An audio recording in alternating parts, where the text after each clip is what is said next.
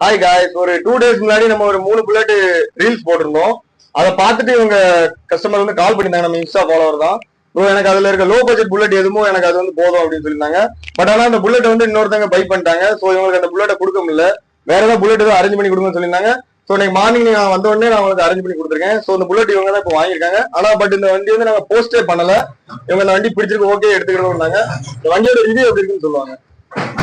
சொல்லுங்க, எங்க இருந்து ப்ரோ வரீங்க? திருநெல்வேலி மேலப்பாளையத்துல இருந்து வரோம். வண்டி எல்லாம் ஓகேவா? ஓகே தான் ப்ரோ. பட்ஜெட்டும் கரெக்டா இருக்கு. எடுத்த பட்ஜெட்லாம் ஓகே. ஓகே. கண்டிஷன்ல எப்படி ப்ரோ? வண்டி கண்டிஷன் நல்லா தான் ப்ரோ. நம்ம கிட்ட வண்டி எடுக்கலாம். எடுக்கலாம். நம்ம குடுக்குற பட்ஜெட் வண்டி ஒருத்தா தான் இருக்கு. உங்களுக்கு வண்டி பிடிச்சிருக்கா ப்ரோ? பிடிச்சிருக்கு. ஓகே. கண்டிப்பா கண்டிப்பா கண்டிப்பா பிடிச்சிருக்கு, நல்லா இருக்கு.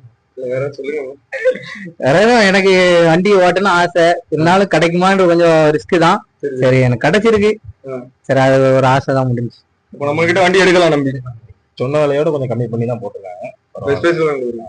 ஒரு வண்டி பார்க்க நேற்று நைட்டு ஒரு வண்டிக்கு சொல்லி இருந்தோம், அது அட்வான்ஸ் போட்டேன் அப்படின்னு சொன்னாப்ல. அதனால இந்த வண்டி இன்னொரு வண்டி அரேஞ்ச் பண்ணி தந்தீங்க.